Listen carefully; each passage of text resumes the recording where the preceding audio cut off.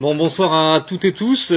C'est toujours un plaisir de revenir à la maison et de retrouver les copains, mais j'étais déjà là l'année dernière pour présenter la loi El Khomri. J'espère que je vais pas revenir tous les ans parce que sinon ça voudra dire que les choses sont mal engagées pour nous. Bon, blague à part, voilà, c'est pour dire que les ordonnances Macron, évidemment, elles doivent pas être considérées isolément de l'avalanche de contre-réformes qui a eu lieu sous le gouvernement précédent, puisque en 5 ans, le Code du travail a subi pas moins de 4 réformes majeures: loi de sécurisation de l'emploi en 2013, loi Rebsamen, loi Macron, loi El Khomri, et donc maintenant les ordonnances qui sont sur la table. Bon, à tel point que, y compris pour nous, en tant qu'on va dire professionnels du droit du travail et de sa pratique, en fait, on sait même plus très bien où on en est sur tout un point de réglementation, c'est-à-dire que les contre-réformes précédentes entrent à peine en vigueur que à nouveau les textes sont modifiés. Bon,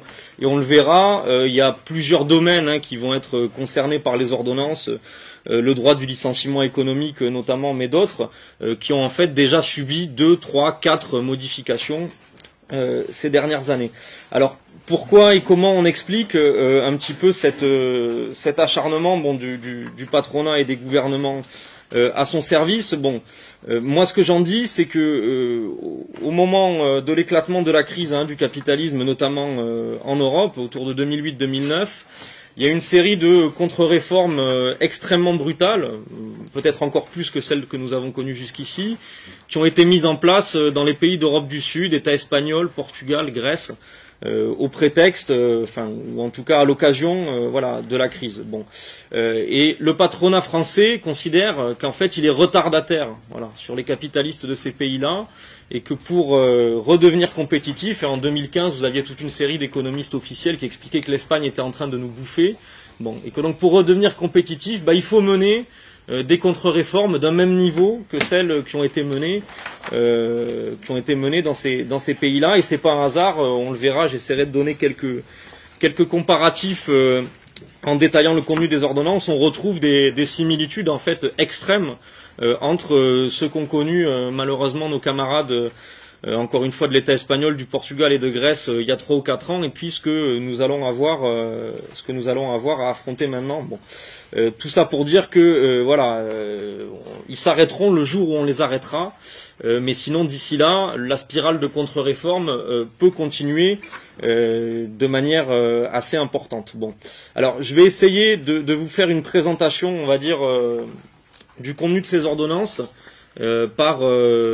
par grand thème, par grande rubrique, bon, en essayant de vous montrer les connexions qu'il peut avoir entre les différents éléments. Je crois que le point, on va dire, essentiel de cette nouvelle attaque, c'est ce qui se situe directement dans la prolongation de la loi El Khomri de l'année dernière, c'est l'achèvement de la hiérarchie des normes du principe de faveur. Bon, c'est un jargon un peu juridique, mais pour vous expliquer ou réexpliquer, on en a beaucoup parlé l'année dernière déjà, le principe de faveur en droit du travail, c'est quoi? C'était l'idée, j'en parle au passé malheureusement parce que c'est comme ça qu'il faut en parler aujourd'hui, que le Code du travail, la loi, donc fixait un socle minimum de droits qui était garanti à tous les travailleurs, quel que soit leur secteur d'activité, leur profession, la taille de l'entreprise, bon, et que les accords qui étaient conclus ensuite au niveau des branches professionnelles, les conventions collectives, de la grande distribution, de la métallurgie, ne pouvaient qu'améliorer ce socle minimum de droits, et que les accords qui ensuite étaient conclus au niveau des entreprises, Casino, PSA, ce que vous voulez, ne pouvaient à leur tour qu'améliorer ce qui était contenu dans l'accord conclu au niveau de la branche. Donc j'en parle au passé, puisque même s'il y avait déjà des dérogations avant, la loi El Khomri a enfoncé un coin très important dans ce principe de faveur, puisqu'elle a permis, vous vous en souvenez peut-être, aux entreprises de conclure des accords qui, sur tout ce qui concerne le temps de travail, les congés, les repos, la rémunération des heures supplémentaires, peuvent faire moins bien que ce qui est contenu dans le Code du travail. Les dispositions du Code du travail sur ces sujets-là ne s'appliquent plus qu'à défaut d'accord d'entreprise, et donc la réglementation est d'abord fixée au niveau des entreprises, même et surtout, puisque c'est évidemment ça qui intéresse le patronat, si ce que contient l'accord est moins favorable aux salariés que ce qu'on va trouver dans le Code du travail. Donc ça, c'était l'année dernière. Bon, mais malgré la loi El Khomri, les entreprises restaient liées par le contenu des accords conclus au niveau des branches. C'est-à-dire qu'aujourd'hui, en France, si vous êtes un supermarché, vous pouvez pas faire moins bien que ce qu'il y a dans la convention collective de la grande distribution. Bon, et c'est avec ça, là aujourd'hui, que le gouvernement et le patronat veulent en finir. De la même façon, et c'est là, je vais vous donner quelques éléments de comparaison, qu'ils en ont malheureusement à peu près fini chez nos camarades d'Europe du Sud. Bon, dans l'État espagnol, par exemple, entre 2013 et 2015, le nombre de travailleurs couverts par une convention collective est passé de 10 millions à 7 millions. Au Portugal, entre 2011 et 2014, il est passé d'1,5 million à 400 000, divisé quasiment par 4. Bon, alors là, parce que dans ces pays-là, ce qu'a fait le gouvernement, c'est qu'il a permis aux entreprises de carrément sortir des conventions collectives lorsqu'elles invoquaient des difficultés économiques. Là, ce que veut faire Macron, c'est un peu plus subtil. Il ne va pas dire aux entreprises, vous avez le droit de ne plus appliquer la convention collective, mais il va leur dire, vous avez le droit de négocier et de conclure des accords dans l'entreprise qui vont revenir, y compris à la baisse, sur les dispositions de l'accord de branche. Pas complètement sur l'ensemble des sujets. Il en reste un, notamment pour le moment, et qui est important, qui reste verrouillé, c'est le salaire minimum conventionnel. On ne pourra pas aller en dessous du minimum conventionnel qui est prévu par la branche. Mais par contre, les entreprises vont avoir le droit de négocier à la baisse sur tout ce qu'on appelle les accessoires de salaire. Bon, les accessoires de salaire, c'est quoi? Votre prime de 13e mois, la prime d'ancienneté, les jours de congés supplémentaires qui peuvent être accordés par la convention collective, l'indemnité de licenciement qui, encore une fois, dans bien des branches est supérieure à ce que prévoit le Code du travail. Tout ça, donc, pourra être négocié, y compris à la baisse. Et bon, alors, je vais pas vous assommer de chiffres, mais dans un certain nombre de secteurs, en fait, ces avantages-là, ces accessoires de salaire, entre guillemets, ça peut représenter assez vite 2 mois de salaire par an, quoi. Donc c'est la possibilité de diminuer de manière assez substantielle, en fait, la rémunération des salariés dans toute une série de branches. Alors évidemment, le prétexte que prend le gouvernement, vous l'entendez, bon, c'est de dire il faut fixer la réglementation au plus près des acteurs parce que c'est eux qui savent ce qui est bon, ce qui est nécessaire, etc. Bon, évidemment, la véritable raison, ce n'est pas celle-là, c'est que, et à juste titre, le patronat fait l'analyse que le rapport de force pour les salariés est plus faible quand on prend les choses entreprise par entreprise que quand on additionne les forces, on va dire, au niveau d'une branche professionnelle. Et donc le but du jeu, c'est bien que l'essentiel des contreparties à l'exploitation soit fixé là où le rapport de force est le plus faible et qu'ensuite puisse s'enclencher, on va dire, des mécanismes de course vers le bas, puisque une fois que une boîte du secteur a négocié un accord à la baisse par rapport à la convention collective, eh ben le patron de la boîte voisine va être fondé à expliquer à ses salariés, mais attendez, là vous voyez, ils ont supprimé le 13e mois, nous si on veut qu'on tienne et si on veut maintenir l'activité, eh bien, il va falloir qu'on s'aligne, parce que sinon on pourra plus tenir et donc on devra supprimer les emplois. Bon, vous voyez le type de mécanismes qui vont pouvoir malheureusement s'enclencher si ces ordonnances rentrent en vigueur. Alors, deuxième intoxication du gouvernement, bon, c'est ce qui nous est présenté, c'est de dire mais attendez, rassurez-vous, parce que pour qu'il y ait ces accords dérogatoires, il va falloir la signature de vos organisations syndicales. Et donc vos organisations syndicales, elles vous représentent, elles vont pas quand même aller signer des accords qui contiennent n'importe quoi. Bon, alors déjà, on sait tous et toutes ici que bon, des organisations syndicales, il y en a des différentes avec des orientations différentes, plus ou moins combatives. On sait aussi que même, voilà, y compris par le passé, des organisations qui ont une ligne plutôt, bon, je sais pas, on va dire de classe, etc., ont été contraintes à signer par des jeux de chantage à l'emploi des accords qui revenaient à la baisse. Mais surtout, l'essentiel, c'est qu'en fait, le gouvernement Macron donne, avec ses ordonnances, tous les outils au patronat pour contourner les organisations syndicales. Je m'explique. Bon, ce qui est prévu par les ordonnances, c'est que dans les entreprises qui emploient moins de 20 salariés, le patron pourra rédiger son projet, c'est-à-dire, voilà, il y a des difficultés économiques, alors sans avoir à justifier de quoi que ce soit, par ailleurs. Je veux dire, il peut invoquer n'importe quel motif. Donc il faut supprimer le 13e mois, il faut revenir sur les jours de congé d'ancienneté. Voilà, il rédige son truc, il va avoir le droit de passer voir les salariés un par un et de leur faire signer. Et puis une fois qu'il a la signature, parce que bon, voilà, je sais pas si vous voyez à quoi ça ressemble, une entreprise de 7 ou 8 salariés, mais en gros c'est le patron qui vient, puis il vous tape dans le dos, tu comprends, c'est compliqué, voilà, il faut que tu signes.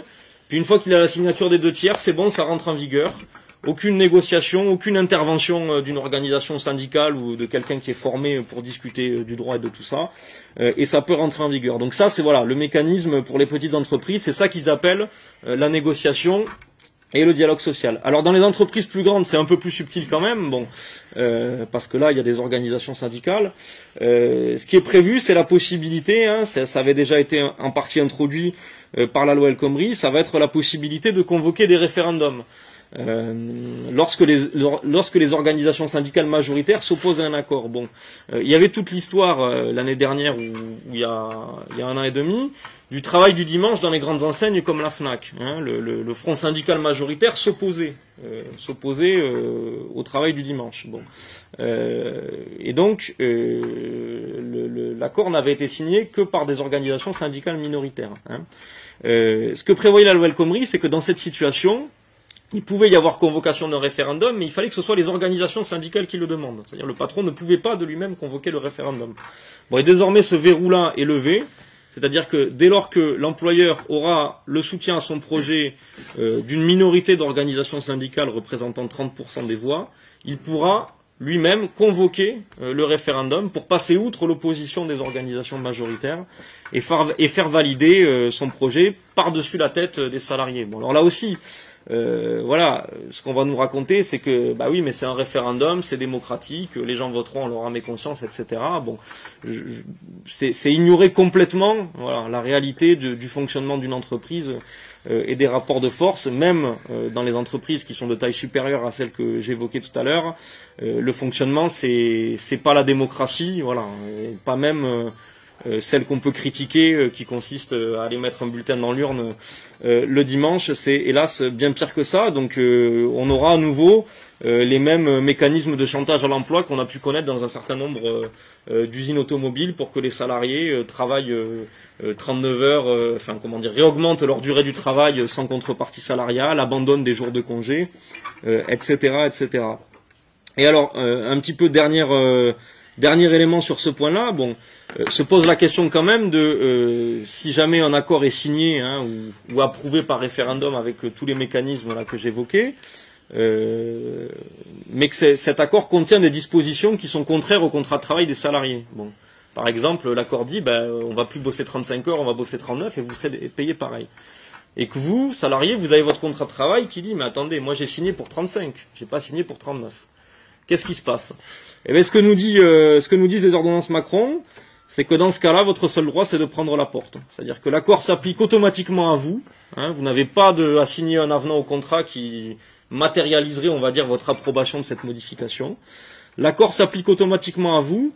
Et si jamais vous ne souhaitez pas qu'il s'applique, eh bien, vous êtes licencié pour une cause qui est réputée automatiquement réelle et sérieuse. C'est-à-dire que vous n'avez pas la possibilité de contester devant le Conseil des prud'hommes. Par exemple, le fait que les difficultés économiques invoquées par l'employeur sont bidons, que l'usine se porte très bien, etc. Vous êtes licencié automatiquement sans possibilité de recours, quoi. Donc c'est la régression sociale ou la porte. Donc voilà pour ce premier grand thème, on va dire, hein, achèvement du principe de faveur, en permettant aux entreprises de vider de leur contenu les accords de branche, les conventions collectives. Bon, le deuxième grand domaine, c'est tout ce qui va concerner la facilitation des licenciements. Alors, à commencer par les licenciements économiques. Bon, là, on retombe sur ce que je vous disais tout à l'heure, c'est-à-dire que les licenciements économiques, ils ont quand même déjà été grandement facilités par la loi El Khomri. Le contrôle des juges sur la réalité des difficultés économiques des entreprises a été réduit à peau de chagrin, puisqu'il suffit désormais de montrer que le chiffre d'affaires a baissé pendant X trimestres consécutifs, et sans donner plus d'éléments, les employeurs peuvent procéder à des licenciements pour motif économique. Mais là, on franchit un cran supplémentaire, c'est-à-dire que jusqu'à aujourd'hui, quand même, ce que considéraient les tribunaux, c'est que quand une entreprise expliquait qu'elle avait des difficultés économiques, il fallait interroger la réalité de ces difficultés, à l'échelle de l'entreprise, y compris de ses filiales internationales, hein, ou de ses établissements implantés à l'étranger, et même de la branche d'activité du groupe auquel elle appartient. Puisqu'effectivement, vous pouvez être déficitaire sur un établissement en France, mais par ailleurs réaliser des millions de bénéfices. Bon. Et donc là, ce que prévoient les ordonnances Macron, c'est qu'on regardera plus la réalité des difficultés économiques qu'à l'échelle du territoire français. ce qui est comment dire, une aberration quand on connaît le fonctionnement des multinationales aujourd'hui, puisque une a son siège social en Hollande pour défiscaliser, l'autre dans les îles anglo-normandes, etc. Bon, Total payait 0 € d'impôts en France parce que soi-disant il n'y réalisait aucun bénéfice pendant des années. Donc par des mécanismes d'écriture comptable, de facturation interne et de rapatriement des bénéfices dans les pays dans lesquels la fiscalité est moindre, en fait c'est très facile artificiellement, on va dire, d'expliquer que vous êtes en difficulté économique dans tel ou tel établissement. Donc là-dessus, la porte est grande ouverte. Bon, on ne dit pas que ça n'existait pas évidemment, hein, mais à tout ce qui va être licenciement boursier et autres. Et alors, comble du cynisme, aujourd'hui quand même, quand un patron tente de vous licencier pour motif économique, il est censé chercher un poste de reclassement qui vous est personnalisé, on va dire, dans l'entreprise ou dans le groupe. C'est-à-dire si vous êtes, je sais pas, ouvrier ajusteur, bon, il peut pas vous proposer un poste de secrétaire comptable, quoi. Voilà, il faut qu'il vous propose quelque chose que vous êtes censé pouvoir faire. Là, ce que disent les ordonnances Macron, c'est que l'employeur qui procède à des licenciements économiques pourra se contenter d'envoyer aux salariés, à tous les salariés dont le licenciement est projeté, une même liste de postes vacants. Charge aux salariés de se démerder, à postuler, voilà, et à se faire concurrence entre eux sur la liste des postes que l'employeur leur aura adressé. Bon, ça c'était typiquement le type de choses dans notre pratique professionnelle pour lequel on pouvait refuser les licenciements des salariés protégés pour motif économique. Bah, les ordonnances Macron passent derrière et valident ce type de pratique complètement dégueulasse. Alors donc licenciement économique facilité. Mais pas que, les autres licenciements voilà, individuels, disciplinaires, etc. sont facilités aussi. Les ordonnances prévoient, parce que quand même, les pauvres patrons, ils se trompent, ils font des erreurs, tout ça est trop compliqué, de créer un CERFA, hein, un document type, pour licencier les gens, voilà, dans lequel l'employeur aura qu'à remplir les blancs et cocher les cases, hein, ça lui évitera de se tromper. Bon, vous voyez un peu le truc. Et peut-être plus cynique encore, hein, aujourd'hui, alors vous savez pas, mais que pour licencier un salarié, un employeur, il doit le convoquer à un entretien préalable au licenciement, lui expliquer les motifs qui le conduisent à envisager de virer le salarié. Bon, le salarié, en théorie, est censé pouvoir présenter sa défense, etc. Et à l'issue de cet entretien, enfin quelques jours après, l'employeur envoie une lettre de licenciement qui va, on va dire, fixer et figer les motifs, les griefs qui sont reprochés aux salariés.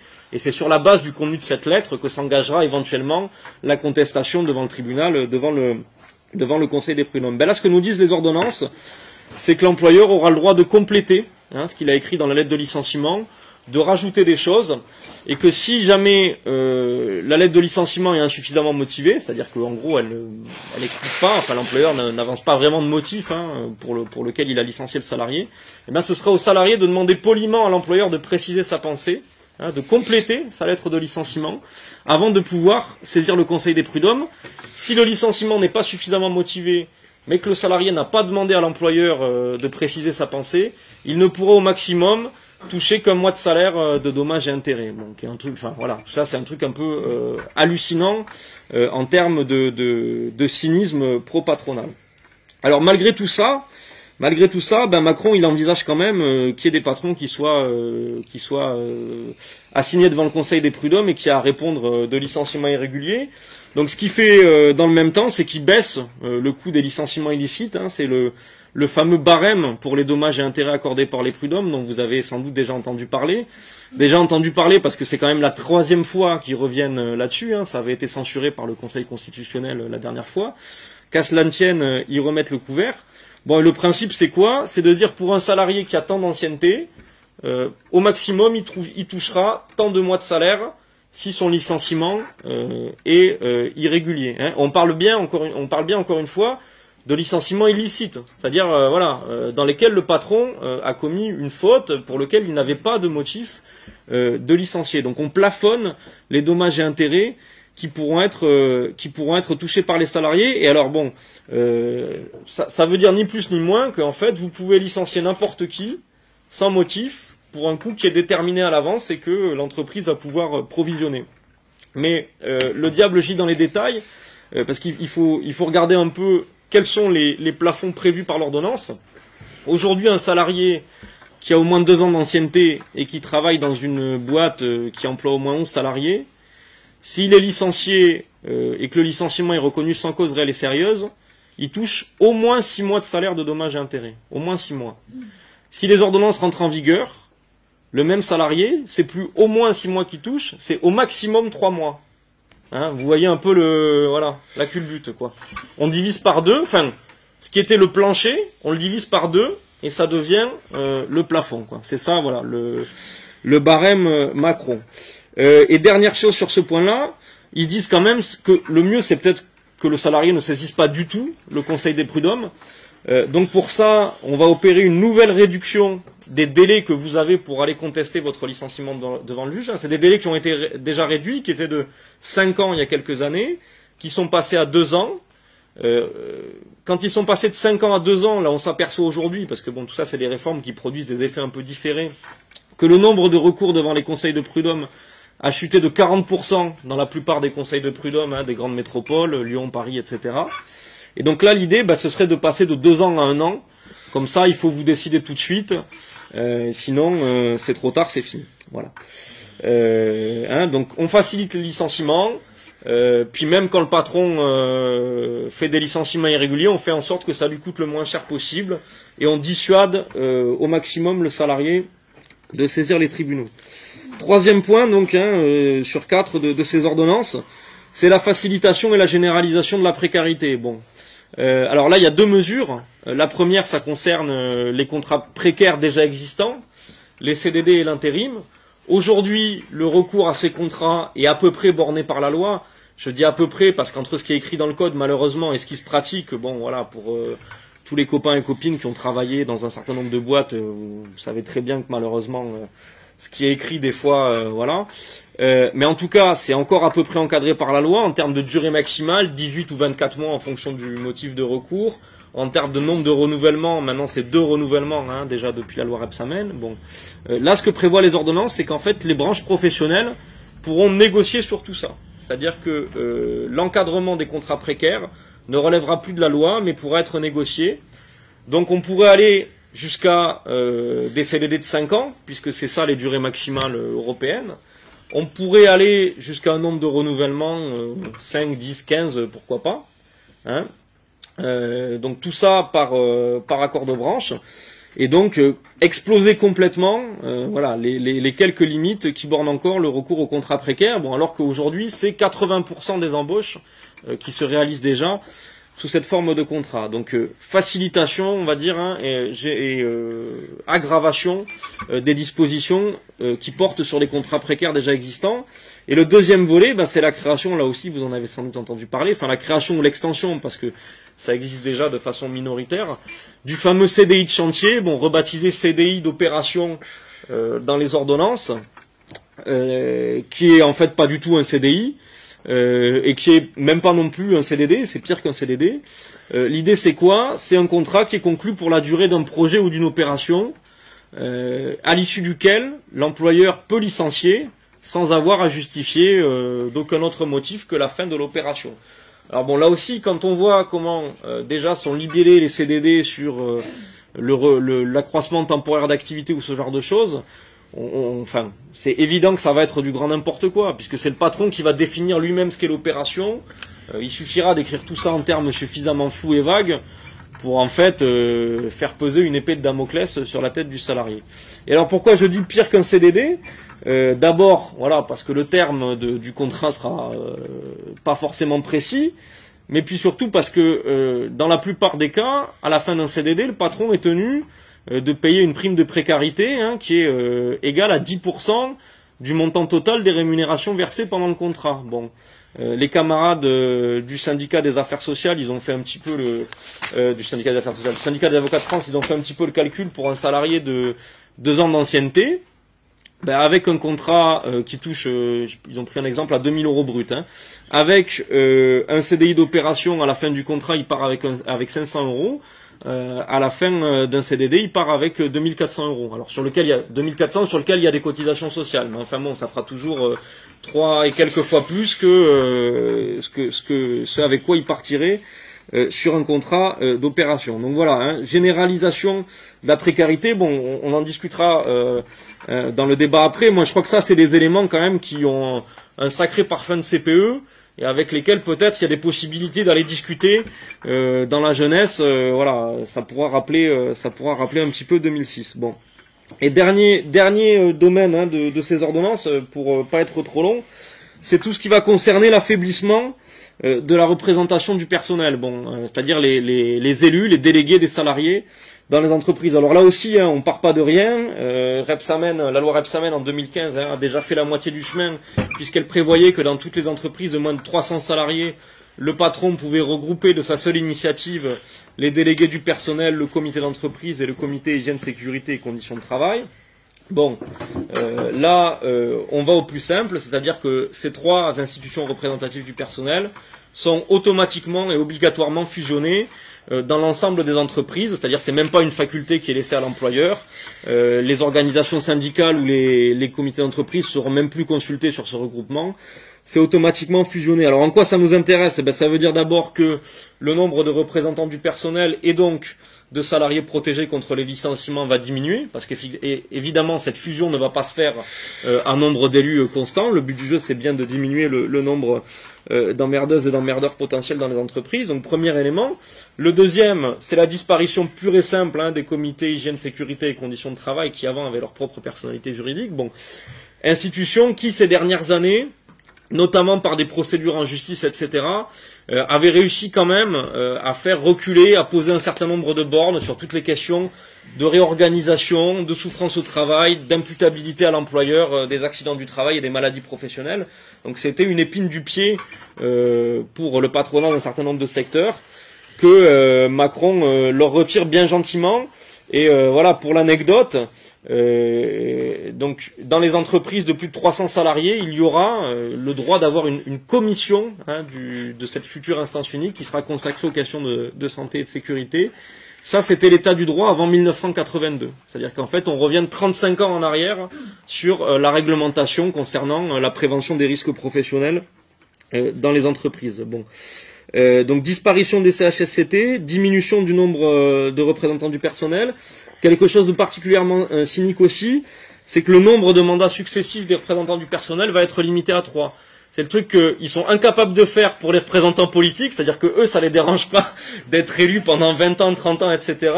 Mais par contre, pour les délégués syndicaux qui gagnent 1500 € par mois, là quand même c'est scandaleux que ce soit des professionnels du militantisme et donc au bout de 3 mandats, il faudra qu'ils arrêtent. Bon, blague à part, c'est quelque chose d'assez grave parce que pour les camarades et notamment dans le privé, vous le savez, ça repose sur un très petit nombre de personnes, en fait, une équipe syndicale dans une entreprise.